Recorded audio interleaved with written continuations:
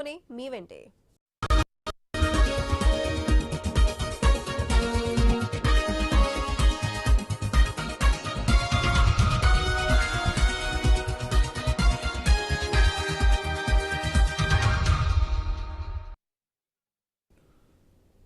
నమస్తే, నేను వంశీ.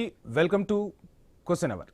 బాలికలపై లైంగిక దాడులను ఆపలేమా? మదనపల్లెలో 7 ఏళ్ల బాలికపై ఒక వ్యక్తి అత్యాచారం చేసి హత్య చేశాడు. తర్వాత భయపడి చెరువులో దూకి అతను ఆత్మహత్య చేసుకున్నాడు. ఈ దారుణం ఏపీలో సంచలనం సృష్టించింది. సభ్య సమాజాన్ని కలిచివేసింది. ప్రభుత్వాలు ఎన్ని చట్టాలు చేసినా ఇలాంటి ఘటనలు అప్పుడప్పుడు వెలుగులోకి వస్తుండడం ఆందోళన కలిగిస్తోంది. సమస్యను అర్థం చేసుకుని పరిష్కార మార్గాలు అన్వేషించడం అత్యవసరంగా కనిపిస్తోంది. వ్యక్తుల్లో మానసిక కారణాలు లోపించడం, లైంగిక వికృతి, నియంత్రణ లోపం, లైంగిక ప్రవర్తనపై నియంత్రణ లేకపోవడం, వికృత ఆలోచనలు ఉండటంతోనే నేరాలకు దారితీస్తోందన్న విమర్శలు వస్తున్నాయి. కొన్నిసార్లు వ్యక్తిత్వ రుగ్మతలు, వ్యసనాలతోనే దారుణాలకు ఒడిగడుతున్నారు. పోర్నోగ్రఫీ ప్రభావం, అస్వస్థమైన లైంగిక కంటెంట్కు అధికంగా అలవాటు పట్టడం కూడా వాస్తవ జీవితంపై వికృత దృష్టిని కలిగిస్తుందంటున్నారు సామాజిక నిపుణులు. సామాజిక కారణాలు, పిల్లల భద్రతపై అవగాహన లోపం వల్ల కూడా ఇలాంటి అవాంఛనీయ ఘటనలు జరగడానికి ప్రేరేపిస్తున్నాయి. వ్యసనాలు, మద్యం, మత్తు పదార్థాలు వ్యక్తి నియంత్రణను దెబ్బతీసే ప్రమాదం ఉందంటున్నారు మానసిక నిపుణులు డాక్టర్ ఎన్బి సుధాకర్ రెడ్డితో ఐ న్యూస్ తిరుపతి ప్రతినిధి గోపీనాథ్ ఫేస్ టు ఫేస్. సమాజంలో మనం చూస్తున్నట్లయితే ఎన్నో రకాల దారుణాలు జరుగుతున్నాయి. మరి చిన్నపిల్లలపైన అత్యంత క్రూరంగా, అంటే దీన్ని ఎన్నో రకాలుగా వర్ణించలేము. మరి ఎందుకు చిన్నపిల్లల్ని టార్గెట్ చేసుకుని ఇవాళ సమాజంలో అంటే ఎక్కడ చూసినా కూడా లైంగిక దాడులు కావచ్చు, దాని తర్వాత చంపేయడం కావచ్చు, ఇవన్నీ కూడా జరుగుతున్నాయి.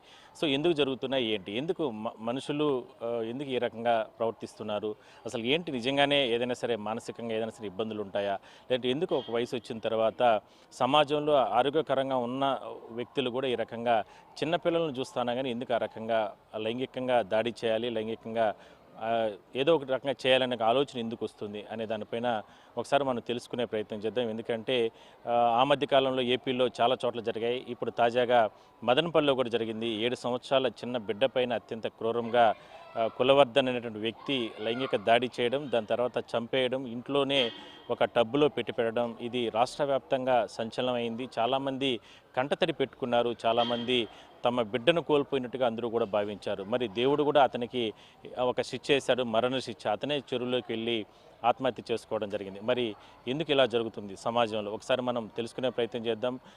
అంటే ఎన్బి సుధాకర్ గారు ఉన్నారు, మానసిక నిపుణులు గారు. సార్తో అడిగి తెలుసుకునే ప్రయత్నం చేద్దాం. సార్, ఏంటి మీ అనుభవాలు, ఎందుకు ఇలాంటివి జరుగుతుంటాయి? చాలా బాధ అనిపిస్తుంది.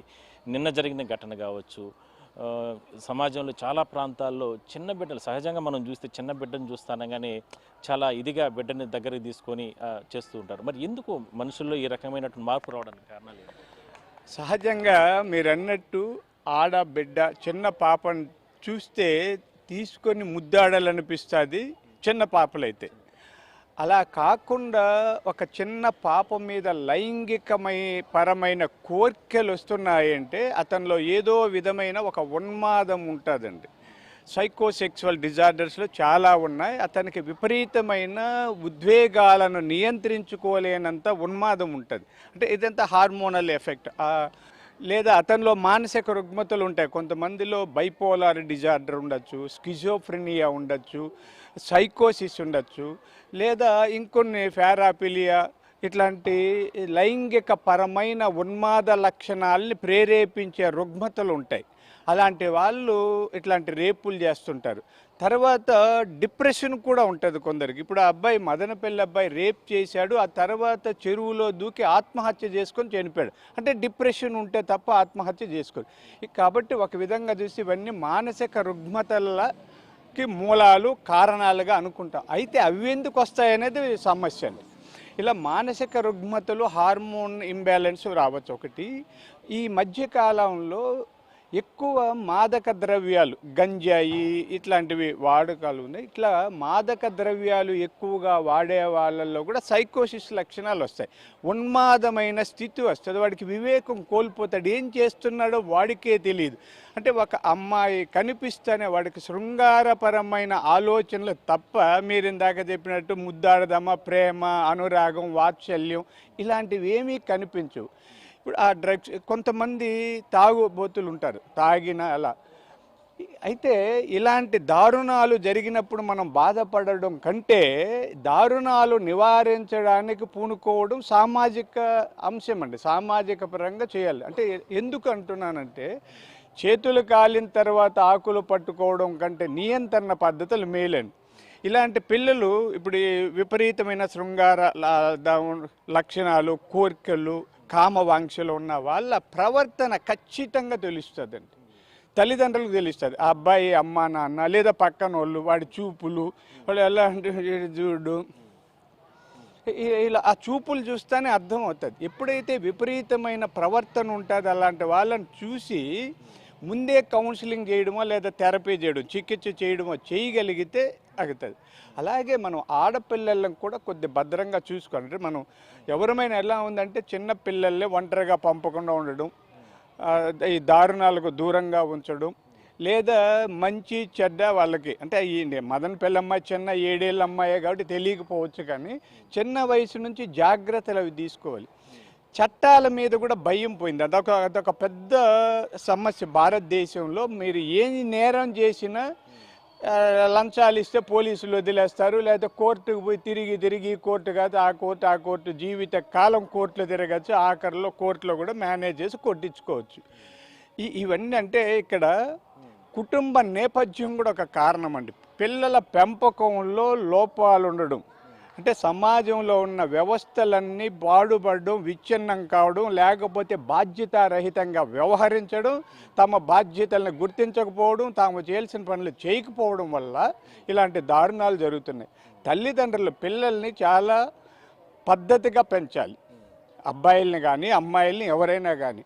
ఆ పెంపక లోపం ఉంటే ఎక్కువగా ఇలాంటివి చేసిన వాళ్ళని మనం పరిశోధన చేసి లేదా అధ్యయనం చేసినప్పుడు విచ్ఛిన్న కుటుంబాల నుంచి వచ్చిన వాళ్ళు అంటే భార్యాభర్తల మధ్య గొడవలు లేదా అనురాగం లేకపోవడం, ప్రేమ లేకపోవడం, లేదా విడాకులు తీసుకోవడం, లేదా తిరుగుబోతులు కావడం, తాగుబోతులు, ఇలాంటి కుటుంబాల నుంచి వచ్చిన వాళ్ళల్లో ఇలాంటి వికృత చేష్టలు వస్తాయి. హార్మోనల్ ఇంబ్యాలెన్స్ ఒకటి. కాబట్టి సమాజము అందరం కూడా చేతులు కాలిన తర్వాత ఆకులు పట్టుకున్న చందంగా కాకుండా వీటి మీదండి. ఇప్పుడు స్కూళ్ళు ఉన్నాయి, పాఠశాలల్లో బందీకానాలు మా తయారయ్యాయి, కోళ్ళ ఫారాల్లాగా తయారయ్యాయి. విలువలు నేర్పించేవాడెవడు, ఆటపాటలు నేర్పించేవాళ్ళు వాళ్ళకు ఉల్లాసం, ఉత్సాహం, ప్రేమ, అనురాగం, స్నేహం, సౌభ్రాతృత్వం లాంటి ఉన్నతమైన భావ నిర్మాణం జరగడం లేదు పాఠశాలల్లో కూడా. ర్యాంకులు, మార్కులు, వాళ్ళని ఒక యంత్రాల్లాగా మార్చేసాం. ఈ ఒత్తిళ్ళు కూడా అండి చాలామందికి తెలియదు. మానసిక ఒత్తిళ్ళు పెరిగినప్పుడు కొంతమందిలో కసి, క్రోధ, శృంగార, ఉన్మాదం కూడా తలెత్తాయి. విపరీతమైన కామ వాంఛలు పెరుగుతాయండి. సహజంగా మీరు అనేది అంటే ఎట్లా అంటే ఎక్కువ చదువులు, ఎక్కువగా ఇలాంటిది ఎక్కువ ప్రేరణ చేసేదాని వల్ల రకరకాల ఆలోచనలు రావడం, అంటే రకరకాలుగా ఇట్లాంటివి రావడం, ఎందుకని అనే ఒక టాపిక్ ఒకటి. ఇంకొకటి వచ్చి ఇప్పుడు మనకు పల్లెల్లో సార్ సహజంగా పిల్లలు బయట ప్రాంతాలు ఇంటి ముందర ఆడుకుంటూ ఉంటారు. అక్కడ ఎటువంటి రిస్ట్రిక్షన్స్ ఉండవు. అంటే ఇప్పుడు మనకు అపార్ట్మెంట్ ఇలాంటి చోట అయితే గేట్స్ ఉంటాయి, అంటే సెక్యూరిటీ ఉంటాయి, ఇవన్నీ ఉంటాయి. కాబట్టి అలాంటి సందర్భంలో ఇలాంటి దారుణాలు కూడా జరుగుతూ ఉంటాయి. ఇప్పుడు ఇవాళ జరిగిన ఘటనకు సంబంధించి కూడా ఎవరైతే కులవర్ధన్ అనే వ్యక్తి ఈ ఘటన చేసిన తర్వాత బిడ్డను చంపేసిన తర్వాత మళ్ళీ బయట వెళ్తూ అక్కడ స్థానికులతో కావచ్చు, అంటే వాళ్ళతో ఒక మాట మాట్లాడాడు. ఏమని, నేను మహా అంటే కొద్ది రోజులే జైల్లో ఉంటాను, మళ్ళీ బెయిల్ పైన వచ్చిన తర్వాత మీరు ఎవరైతే ఇక్కడ నన్ను టార్గెట్ చేశారు మీ అంతా కూడా చూస్తాను అని అంటూ కూడా మాట్లాడారు. అది కూడా మాకు ఆ కుటుంబ సభ్యులను భయం వేసింది అని కూడా వాళ్ళ తల్లిదండ్రులు చెప్తున్నారు. ఎట్లా చూడాలి? కరెక్ట్. నేను ఇందాక చెప్పాను కదా మీకు, నేను చెప్పిన పాయింట్ని వాడు చెప్పాడు. నన్ను ఏమీ చేయలేరు, నేను జైలు నుంచి బయట రాగలను అనడం అంటే మన చట్టాల వైఫల్యం అండి. చట్టాన్ని వాడు సవాల్ చేశాడు. పోలీసుల్ని, కోర్టును సవాల్ చేసినట్టే, ప్రభుత్వాన్ని సవాల్ చేసినట్లే. అర్థమైందా మీకు? అయితే అతను చనిపోయాడు. ఎప్పుడైతే భయం పెరిగిందో, నేను ఆ అమ్మాయి తల్లిదండ్రులు మా ముందర అతన్ని కూడా చంపండి అని డిమాండ్ చేశారు. చంపండి, లేకపోతే మాకు వదిలిపెట్టండి, మేమే చంపుతామని. అంటే అబ్బాయి భయపడ్డాడండి. పోలీసులు వదిలేసిన, చట్టాలు వదిలేసిన, కోర్టులు విస్మరించిన, ప్రభుత్వం పట్టించుకోకపోయినా ఈ తల్లిదండ్రులు చంపేస్తారు. ప్రజలు చంపేయచ్చు. అవమాన భారంతో మీకు ఇందాక చెప్పాను, మానసిక రుగ్మతలు ఉన్న వాళ్ళలో డిప్రెషన్ లక్షణాలు కూడా ఉంటుంది. వాడు ఆందోళన భయంతో తట్టుకోలేక డిప్రెషన్కి గురై ఏం చేయాలో తెలియకెళ్ళి చెరువులో దూకి చనిపోయాడు. ఇది మనం ఆలోచించే చాలా మంచి పాయింట్ చెప్పారు. నేను బయట వస్తాను, వచ్చిన తర్వాత మీ అంతు చూస్తాననేది ఒక హెచ్చరిక. ఈ దేశంలో, సమాజంలో, ప్రభుత్వంలో, పోలీసుల్లో, కోర్టుల్లో ఉన్న వైఫల్యాలను అతను ప్రశ్నించాడన్నది మనం అర్థం చేసుకోవాలండి. కాబట్టి ఇలాంటి వాళ్ళను ముందే జాగ్రత్త వహించి చికిత్సలు చేసి ఉంటే తల్లిదండ్రులకండి. మీరు ఇందాక పల్లెల్లో, నేను కూడా పల్లెటూరు నుంచి వచ్చినట్లే, చిన్నప్పుడే చెప్పేవాడు, వాడు పిచ్చాడు, వాడి దగ్గరికి పోవద్దనేవాళ్ళు. అంటే ఆ మాట పిచ్చి కాదు, కానీ ఎవరినన్నా పిల్లలు గమనించి వాళ్ళని అప్పుడు చికిత్స పద్ధతులు లేకపోయినా జాగ్రత్తలు ఉండేవాడు. నేను కూడా పల్లెటూరు నుంచి వచ్చినవాడిని. వాడు పనికిరానోడు, అవలక్షణాలు ఉన్న వ్యక్తి, వ్యక్తిత్వ లోపాలు ఉన్నోడు, ప్రవర్తన లోపాలు ఉన్న వాళ్ళని కొద్ది కట్టడి చేసేవాళ్ళు, భయపెట్టేవాళ్ళు. అంటే భయం కూడా ఒక చికిత్స ఆ రోజుల్లో. ఈరోజు చాలా ఉందండి. 4 మాత్రలు వేస్తే తగ్గిపోతుంది. ఒక సైకియాట్రిస్ట్ దగ్గరికి పోయి, అంటే ఇలా తీవ్రంగా ఉన్న వాళ్ళకి కౌన్సిలింగ్ కూడా పని చేయకపోవచ్చు. చాలామంది అనుకోవచ్చు కౌన్సిలింగు, ఉత్త మాటలు, హితోపదేశాలు ఎక్కవండి. మనిషి ఉన్మాద స్థితికి చేరుకున్న వాళ్ళలో వివేకం నశిస్తే వాడికి చికిత్స చేయాలి. కాబట్టి తల్లిదండ్రులు, ప్రభుత్వం, విద్యా సంస్థలు, సామాజిక వ్యవస్థలు, మనలాంటి మీడియా వాళ్ళం అందరూ కలిసికట్టుగా ఇలాంటి దారుణాలను అరికట్టడానికి అవగాహన పెంచుదాం, నియంత్రణ పద్ధతులు పాటిస్తే మంచిది. సార్, అంటే మీరన్నిట్టు ఇవన్నీ వాస్తవాలే అనుకుంటే కూడా మనం చర్చించుకుంటే, ఇప్పుడు మీరేది ఇందాక ఒక వర్డ్ వాడారు, చదువులు చాలా ప్రెజర్ ఎక్కువైపోయింది, పిల్లలు కూడా అంత జనరేషన్కి ముందుకు వెళ్ళిపోతున్నారు. దాంతోపాటు ఉన్నటువంటి ఆరోపణలు కూడా ఎలా అంటే ఫారిన్ సైట్స్, చైల్డ్ ఫారిన్స్ ఇట్లాంటివన్నీ కూడా ఎక్కువగా ఎడిక్ట్ అయిపోతున్నారు. దానివల్ల ఇలాంటిది కూడా చిన్నపిల్లల మీద ప్రభావం చూపే ఉంటుంది అనేది కూడా, దాన్ని ఎందుకు పూర్తి స్థాయిలో నివారించలేకపోతున్నాయి ప్రభుత్వాలు అనేది కూడా ఆరోపణలు వస్తుంది. అంటే కొద్దిగా ఎందుకు లేని మాట్లాడాలి, కానీ ఎక్కువగా ఈ సాంకేతిక ప్రగతి పరిజ్ఞానం పెరిగిన తర్వాత వీడియోలు ఎక్కువ చూస్తున్నారండి పిల్లలు. అందరికీ మనం స్మార్ట్ ఫోన్లు కొనిచ్చేసాం. అసలు అప్పుడే పుట్టిన బిడ్డ అన్నం తినకపోతే ఫోన్ చూపించి అన్నం పెట్టే స్థితి కల్పించింది స్మార్ట్ ఫోన్లో. అలా అవి చూసేటప్పుడు అందరిలో కాదండి, ఒక 5%, అంటే ఆ దృశ్యాలు చూసిన వాళ్ళందరూ కిరాతకులు అవుతారని చెప్పలేము. ఎందుకంటే మనకు నిత్యం చూస్తూనే ఉంటారు చాలా విధంగా. అయితే ఆ అప్పటికే సమస్యలు ఉన్న వాళ్ళల్లో అవి ప్రకోపింపజేస్తాయి, ట్రిగ్గరింగ్ అంటాం. ఆ ప్రకోపము విపరీతమైనప్పుడు ఉన్మాదం వస్తుందండి. ఉన్మాదం అంటే ఇక్కడ అది మానియా వేరే సైంటిఫిక్గా, ఇక్కడ ఉన్మాదం అంటే అణుచుకోలేని స్థితి, ఆపుకోలేని స్థితి, వివేకం కోల్పోయిన స్థితిని ఉన్మాదం అంటాం. అలాంటి ఉన్మాదులుగా తయారవడానికి ఇవి కూడా. కాబట్టి మన ప్రభుత్వాలు అందరూ వీటన్ని ఆ సైట్స్ లేకుండా ఎందుకు నియంత్రించలేవు, ఎందుకు నిషేధించలేవు? అవి అన్ని చోట్ల వస్తుంటాయి. అసలు మన సమాజం ఎట్లా ఉందంటే పెద్ద పెద్ద పదవుల్లో ఉన్న వాళ్ళు, ఉన్నతంగా చెప్పుకునే వాళ్ళు బూతులు మాట్లాడే స్థితికి దిగజారిపోయాం. ఒక మంత్రో, లేకపోతే ఒక ఎమ్మెల్యేనో, లేకపోతే ఒక ఎంపీనో, లేకపోతే ఒక ఉన్నతమైన విద్యావంతుడు అనుకున్నవాడు కూడా బూతులు మాట్లాడుతున్నాం, బూతులు చూస్తున్నాం, బూతులు చేస్తున్నాం. ఈ బూతుల భాగోతం పెరగడం కూడా పిల్లలు లేదా వ్యవస్థ పాడు కావడానికి ఒక కారణం. చక్కగా చెప్పారు. ఇట్లాంటివి కూడా నిషేధించాల్సిన అవసరం ఉంది. ఇంకొకటి ఏమిటంటే, సహజంగా ఇప్పుడు మనము ఇళ్లలో మన పిల్లలు కానీ ఎవరైనా ఉంటే వాళ్ళు ఒక మానసిక స్థితి సక్రంగా లేదు, లేదంటే ఏదైనా ఇబ్బందులు ఉన్నాయి అంటే అది డైరెక్ట్గా వాళ్ళు ఒకవేళ డాక్టర్లకు చూపించలేకపోయినా కనీసం ప్రభుత్వ యంత్రాంగానికి చెప్పినా, లేదంటే ఒక పోలీస్ వ్యవస్థకు చెప్పినా, లేదంటే ఏదైనా చెప్పి వాళ్ళకి చేయిస్తే దాన్ని ఒక నామోషిగా ఫీల్ అయ్యి వాళ్ళ ఇళ్లలోనే వాళ్ళు పెట్టుకునే దానివల్ల కూడా ఇలాంటి రియాక్ట్ అవుతూ ఉంటాయనేది కూడా ఉన్నాయి ఆరోపణలు. ఎందుకంటే ఇప్పుడు తాజాగా జరిగిన ఘటనకు సంబంధించి కూడా ఆల్రెడీ చాలా రోజుల నుంచి అతను చిన్నపిల్లల పైన, లోకల్గా అక్కడ పొలాల గట్ల ఇట్లా వెళ్ళే సందర్భంలో మహిళల పైన మీరన్నట్టు కొన్ని రకాలుగా చూపులు చూడడం, లేదంటే కొన్ని రకాల యాక్టివిటీస్ చేయడం చేశాడంట. బట్ దాన్ని కానీ వాళ్ళు ఆ తల్లిదండ్రులు ముందుగానే గుర్తించి వాళ్ళు చూయించలేకపోయినా కూడా డాక్టర్ల దగ్గర కనీసం అధికార యంత్రాంగానికైనా సరే ఏదైనా చేస్తుంటే ఇలాంటి నష్టం జరుగుండేది, ఇవాళ ఆ బిడ్డ చనిపోయిండేది కాదు, తద్వారా ఇతను ఆత్మహత్య చేసుకునే పరిస్థితి ఉండేది కాదు కదా. ఇలాంటి చాలా ఘటనలు జరిగాయి అని అంటున్నారు. చాలా చాలా అద్భుతమైన పాయింట్ చెప్పారండి మీరు, అద్భుతమైన పాయింట్ అని.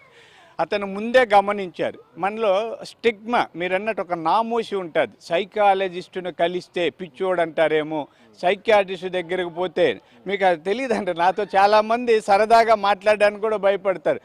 వద్దు సార్ మీతో మాట్లాడుతూ వస్తే మాకు పిచ్చి అనుకుంటాడు, మమ్మల్ని పిచ్చి అనుకుంటారు. అట్లా అబ్బాయిని అంటే పోలీసులు కూడా మీరు చెప్పింది బాగుంది. పోలీసులు దురదృష్టం, ఏమన్నా పోలీసులు బాధపడకండి.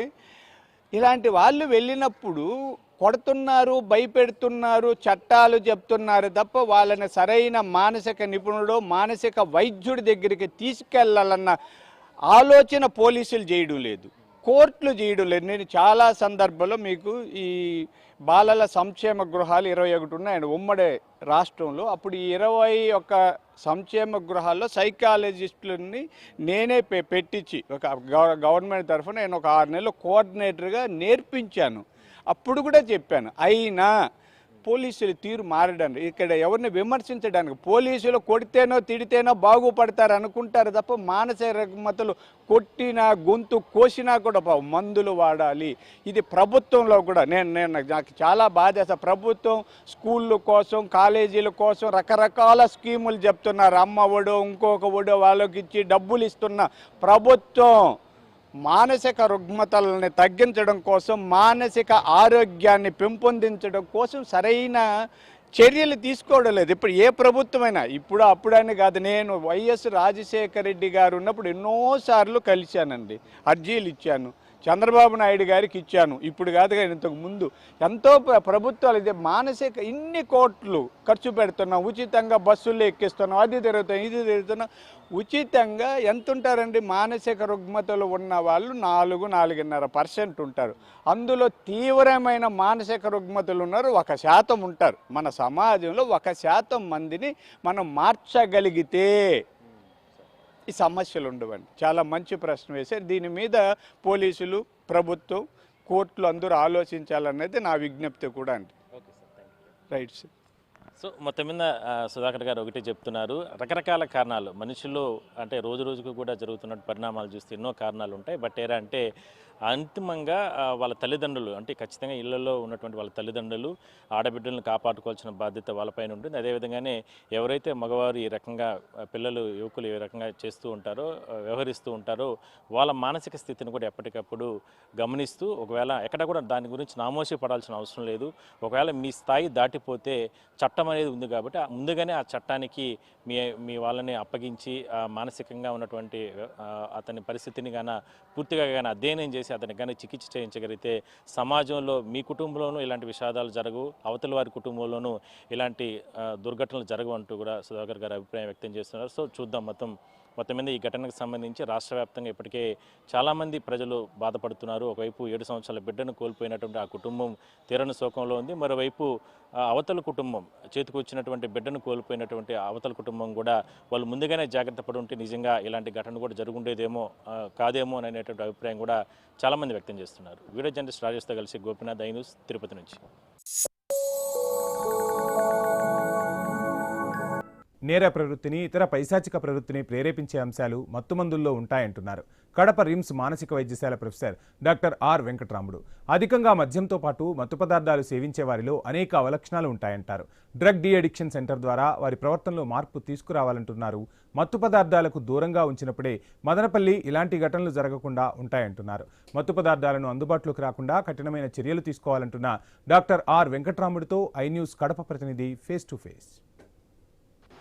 మదనపల్లి బాలిక హత్యోదంతం ఇంకా చర్చ సాగుతూనే ఉంది. దీని వెనక ఏదైతే కులవర్ధన్ అనేటువంటి నిందితుడు ఉన్నాడో అతను కేవలం డ్రగ్స్ తీసుకోవడం వల్ల, తర్వాత మత్తుకు బానిస కావడం వల్ల ఒక దారుణమైనటువంటి ప్రవృత్తితో ఈ రకమైనటువంటి దారుణానికి ఒడిగట్టాడనేటువంటి పరిస్థితి తెలుస్తుంది. ఈ నేపథ్యంలో మనకు ఈ ఘటనకు సంబంధించినటువంటి వెనక మానసిక స్థితులు ఎలా ఉంటే ఈ రకమైనటువంటి పనులు చేస్తారు, తర్వాత ఇంత దారుణానికి ఒడిగడతారని తెలుసుకోవడానికి కడప మానసిక వైద్యశాలకు సంబంధించినటువంటి డాక్టర్ ఆర్ వెంకటరాముడు గారు ఉన్నారు. సార్ చెప్పండి, ఎందుకు ఇలాంటి ఘటనలు సమాజంలో చోటు చేసుకుంటున్నారు? నిన్న మనం మదనపల్లి ఇష్యూ చూస్తే ఏదైతే కులవర్ధన్న వ్యక్తి అమ్మాయిని అత్యాచారం చేయడంతో పాటు దారుణంగా హత్య చేసినటువంటి చిన్న 7 ఏళ్ల చిన్న, దీన్ని ఎట్లా చూస్తారు? ఎస్ సార్, యాక్చువల్గా మదనపల్లిలో జరిగిన incidents very shame incident sir. బేసికల్గా అలాంటి తత్వం అంటే ఒక అమ్మాయిని రేప్ చేసి చంపడము అనే తత్వం వచ్చి చాలా మటుకు ఈ మాదక ద్రవ్యాలు అలవాటు ఉన్న వాళ్ళు లేకపోయినా మానసిక స్థితి సరిగ్గా లేకపోయినా మెంటల్ జబ్బు ఉన్నోళ్ళు కూడా ఇలా చేస్తారు. కామన్గా మాదక ద్రవ్యాల్లో ఆ అబ్బాయి చెప్పింది ప్రకారంగా, ఆ అబ్బాయికి ఉన్నది ప్రకారంగా కెనాబిస్ అంటే బంగ్యాక్ తీసుకోవడం వల్ల ఇలా జరిగిందన్నారు. బంగ్యాక్ ఒకటే కాదు, ఓపియాయిడ్స్ అనే డ్రగ్స్ ఉన్నాయి, అవి కూడా ఇంజెక్షన్ రూపంలోనూ మాత్రం అవి కానీ, లేకపోతే వోలటైల్ సబ్స్టాన్సెస్ కొన్ని వస్తాయి, I mean evaporating substances, puncture solution, ఇలాంటివి తీసుకున్నా కానీ ఒక మనిషిని చంపాలా అనే తత్వం కంపల్సరిగా మాదక ద్రవ్యాలు సేవించిన వాళ్ళు ఖచ్చితంగా ఉంటుంది. అది కాకుండా మానసిక స్థితి అండర్లైన్గా ముందే మానసిక మెంటల్గా ఉండేవాడు ఉండి మరి ఈ మాదక ద్రవ్యాలు 2 పాయింట్గా యాడ్ అవ్వడం వల్ల కూడా ఇంకా ఈ హోమిసైడ్ థాట్స్ అనేది చాలా ఎక్కువ ఉంటుంది. తర్వాత హోమిసైడ్ చేసేసిన తర్వాత కూడా సూసైడ్ థాట్, గిల్ట్ వల్ల సూసైడ్ థాట్ కూడా వస్తాయి పేషెంట్కి. మొత్తానికి ఈ రకమైన మనస్తత్వం ఉన్నవాళ్ళు చాలా ఇటీవల 2-3 ఇన్సిడెంట్ జరిగాయి. 2-3 ఇన్సిడెంట్ సిమిలర్గా ఇదే రకమైనటువంటి అభిప్రాయం, అంటే చంపడం, తర్వాత ఏదో దారుణంగా ఒడగట్టడం, తర్వాత ఆత్మహత్య చేసుకోవడం, దీన్ని ఎట్లా చూస్తారు? సార్, ఇది కంపల్సరిగా చంపిన తర్వాత ఖచ్చితంగా మరి సూసైడ్ ఎందుకు చేస్తున్నారంటే చాలా మటుకు వాళ్ళు చేసేసిన తప్పుని నేను తప్పు చేశాను, సమాజంలో నా పైన ఇంత బ్యాడ్ నేమ్ వస్తుందని ఒక గిల్ట్ ఫీల్ అయ్యి అక్యూట్ స్ట్రెస్ రియాక్షన్, డిప్రెషన్ టైప్కి లోడవడం వల్ల వాళ్ళు ఖచ్చితంగా మరి సూసైడ్ చేసుకోవడం ప్రయత్నం ఉంటుంది. ఇది కూడా మానసిక స్థితికి ఇది one of the in future వాడు బతుకున్నా కానీ మానసిక స్థితి సరిగా లేకోకుండా మెంటల్గా కన్వర్ట్ అయ్యే ఛాన్స్ కూడా ఎక్కువగా ఉంటుంది. చాలా డీఅడిక్షన్ సెంటర్స్ చాలా ఉన్నాయి. తర్వాత ఇటు మానసిక రోగులు ఏ రకమైనటువంటి వాళ్ళకు ట్రీట్మెంట్ ఇస్తే కానీ, లేకుంటే వాళ్ళు ఏ రకంగా పరివర్తన తీసుకొస్తే వాళ్ళకు ఇది మళ్ళీ సమాజంలో మామూలు చేయగలుగుతామంటారు? సార్, ఇది చాలా మంచి క్వశ్చన్ సార్. యాక్చువల్గా సమాజంలో ఇలాంటివి మరీ రాకుండా ఉండాలంటే మాదక ద్రవ్యాలపైన అవగాహన కల్పించాలి సమాజంలో అందరికీ. తర్వాత మాదక ద్రవ్యాలు సేవించిన వాళ్ళకి డీఅడిక్షన్ సెంటర్స్ ప్రతి ఒక్క డిస్టిక్లో ఉన్నాయి కాబట్టి డీఅడిక్షన్ సెంటర్కి వచ్చి ట్రీట్మెంట్ తీసుకోవాలా. దాని తర్వాత ఫాలోఅప్ కూడా కౌన్సిలింగ్ చేయాలా, ఫ్యామిలీస్ కౌన్సిలింగ్ చేయాలా. తర్వాత వాళ్ళకు మాదక ద్రవ్యాలు సేవించాలన్న ఆలోచన రాకుండా కూడా మాత్రలు పెట్టాలా. ఈ ప్రాసెస్ రెగ్యులర్ జరిగితే వాళ్ళు ఇన్ ఫ్యూచర్లో కూడా చేయకుండా ఉండే ఛాన్స్ చాలా ఎక్కువగా ఉంటుంది సార్. మిగతా ప్రాంతాలతో, దేశాలతో పోలిస్తే మన దేశంలో ఈ రకమైన పరిస్థితి ఎందుకు ఇట్లా ఉందంటారు? సార్, మనకి బేసికల్గా ఎలా అంటే కన్నా విచ్చలవిడి తత్వం ఎక్కువగా మందు దొరకడం కానీ, అంటే మాదక ద్రవ్యాలు ఈజీగా బయటకు అవైలబుల్ అయిపోవడం ఒకటి. దాంతోపాటుకి వాళ్ళ బేసిక్ పర్సనాలిటీ, అంటే బేసికల్గా వాళ్ళకి ఒక పర్సనాలిటీ దేవుడు ఇచ్చింది, వాళ్ళకి బేసిక్ పర్సనాలిటీలో కూడా కొంచెం ప్రాబ్లం ఉంటుంది వాళ్ళకి. అదొకటి కావచ్చు, లేదంటే కన్నా ప్రైమరీ మెంటల్ జబ్బు అయి ఉండొచ్చు. ఇవన్నీ కంబైన్డ్గా రావడం వల్ల కూడా ఒక్కోసారి ఇలాంటి స్థితి ఎక్కువగా ఉంటుంది. మానసిక జబ్బుగానే పరిగణించాలా, లేకుంటే ఒక దౌర్బల్యంగా గమనించాలా? సార్, ఇది దౌర్బల్యంగా సార్. మానసిక జబ్బు అని చెప్పడానికి మద్యం సేవించే ప్రతి ఒక్కరు మానసిక జబ్బుకి లోను కాదు సార్. మద్యం నార్మల్ మోతాదు కన్నా ఎక్కువ తీసుకోవడము, రెగ్యులర్ తీసుకోవడం వల్ల వాళ్ళకి మత్తు పదార్థాల వల్ల మానసిక స్థితి చేంజ్ అయిపోయి వాళ్ళు ఖచ్చితంగా హోమిసైడ్ ఆర్ సూసైడ్ చేసుకోవడానికి చాలా ఛాన్స్ ఉంటుంది. మదనపల్లె ఘటనలో ఏదైతే కొలవర్ధన్ అనే వ్యక్తి తర్వాత ఒక దారుణానికి ఒడిగట్టి తర్వాత చనిపోయాడో, దీని కేవలం అతని యొక్క ప్రవర్తనకు ఈ యొక్క మనస్తత్వానికి కారణం తను తీసుకున్నటువంటి డ్రగ్స్, మత్తు పదార్థాలే కారణం అనేటువంటి చెప్తున్నారు. సమాజంలో ఇలాంటి వ్యక్తులకు కౌన్సిలింగ్ ఇవ్వడం, తర్వాత మత్తు పదార్థాలు దూరంగా ఉంచడం వల్ల కూడా దీన్ని నివారించని చెప్తున్నారు. Camera person Sumantho Sharma, I news, Kadapa. రాష్ట్రంలో కలకలం రేపిన మదనపల్లి బాలిక ఘటన అన్ని వర్గాలను కలవరపరుస్తోంది. మత్తు పదార్థాల వినియోగం, క్రమశిక్షణ, చిన్నతనం నుంచి ఒక పద్ధతి ప్రకారం పెంచకపోవడం, ఇటువంటి కారణాలతో సమాజంలో ఇలాంటి దురాగతాలు జరుగుతున్నాయంటున్నారు పలువురు. మదనపల్లి చిన్నారి ఘటన నేపథ్యంలో ఒక యువకుల్లో ఇలాంటి దారుణ ప్రవర్తన వెనుక ఉన్న మానసిక పరిస్థితులపై మనోవిశ్లేషకులు జీవీఆర్ సామాజికవేత్త వెంకటేశ్వర రెడ్డితో ఐ న్యూస్ కడప ప్రతినిధి ప్రసాద్ శర్మ అందిస్తున్న ఫేస్ టు ఫేస్ ఇప్పుడు చూద్దాం. జరిగిన ఘటన మొత్తం రాష్ట్రాన్ని కలవరపెడుతోంది. 7 ఏళ్ల చిన్నారిపై జరిగినటువంటి అఘాయిత్యం వెనుక అనేక కారణాలున్నాయి. ఆ కారణాలు విశ్లేషిస్తే ఎవరైతే నిందితుడు ఉన్నాడో ఆ నిందితుడు డ్రగ్ అడిక్ట్ కావడం, తర్వాత గంజాయి లాంటి మత్తు పదార్థాలకు బానిస కావడం వల్లే విచక్షణారహితంగా తన యొక్క విచక్షణ కోల్పోయి ఒక చిన్నారి పట్ల ఈ రకమైనటువంటి దారుణానికి ఒడిగట్టారని తెలుస్తుంది. ఈ నేపథ్యంలో మనతో మాట్లాడడానికి ఓవి రెడ్డి గారు మనతో ఉన్నారు. సార్, చెప్పండి, మానసిక విశ్లేషకులు, ఇలాంటి ఘటనలు ఇటీవల కాలంలో అటు రాష్ట్రంలో కానీ బయట కానీ చాలా చోట్ల జరుగుతున్నాయి. మనకు నిన్న జరిగినటువంటి మదనపల్లి ఘటన, దీనికి ఒక 4 నెలల క్రితం మైలవరంలో కూడా ఇలాంటి ఒక చిన్నారి 3 ఏళ్ల చిన్నారిపై ఒక వ్యక్తి అఘాయిత్యానికి పాల్పడడం జరిగింది. ఎందుకు సమాజంలో ఈ రకమైనటువంటి ధోరణులు బయలుదేరుతా మీరు అనుకుంటారు? ప్రధానంగా అయితే ఇది మానసిక ప్రవర్తనకు సంబంధించిన సమస్య. ఇక్కడ ఏంటంటే లైఫ్ వాల్యూ తెలియనటువంటి వాళ్ళు మాత్రం ఇలాంటి వాటికి, అందులోనూ కూడా ఏంటంటే ఈ దురలవాట్లు ఉన్నాయి. ఉదాహరణకి మత్తు పదార్థాలకి బానిసైనటువంటి వాళ్ళు, జీవితంలో ఒక ప్రత్యేకమైనటువంటి ఒక ఎవరూ కోరుకున్నటువంటి ఒక ఉత్సాహాన్ని, ఒక తృప్తిని కోరకాలో అనేటటువంటి ఆలోచన కలిగినటువంటి వాళ్ళు ఎన్నుకునేటటువంటి పనుల్లో మనకి ఇలాంటి వికృత చేష్టలు కనిపిస్తాయి. అయితే ఇలాంటి వ్యసనాలకు అలవాటు పడ్డ వాళ్ళు, ఇలాంటి వికృతమైనటువంటి ఆలోచనలు కలిగినటువంటి వాళ్ళకి ఏం తేడాలు కనిపించవు. చిన్ననా, పెద్దనా, ఆడనా, మగనా ఏమీ కనిపించదు. వాళ్ళలో ఉండేటటువంటి ఒక బలీయమైన రాక్షస కోరిక ఏంటంటే ఓ తృప్తి. ఆ తృప్తి వెనకాల ఏముంటుందంటే ఖచ్చితంగా ఇలాంటి వాళ్ళు ఇలాంటి పనికి పూనుకోవడానికి కొంత కాలం ముందు వాళ్ళ ప్రవర్తనలో మనకు మార్పు కనిపిస్తుంది. అంటే పలకరింపులో అంటే విపరీతంగా కోప్పడము, లేదా అకారణంగా కోప్పడము, కొత్త కొత్త నిర్ణయాలు, కొత్త కొత్త ఆలోచన చేయడంతోనే మనకు కనిపిస్తుంది ఇతను లేదా వీళ్ళు ఏదో కొత్తగా ఆలోచన చేస్తున్నారు, దీని వెనక ఏదో మంచైనా ఉండొచ్చు, చెడైనా ఉండొచ్చు, సో ఏదైనా ఉండొచ్చు. సో అది గమనించాలనేటటువంటిది మనం ముందు ఇక్కడ గుర్తుపెట్టుకోవాల్సింది. అలాగే ఇప్పుడు వీళ్ళకేమి కొత్త కాదు, ఇలా నేపథ్యంలో ఇలాంటివి ఉంటాయి. ఇలాంటి చరిత్ర, ఇలాంటి బ్యాడ్ క్యారెక్టర్ ఉన్నటువంటి వాళ్ళు ఉన్నటువంటి చోట మనం కొంచెం జాగ్రత్తగా ఉండాలి.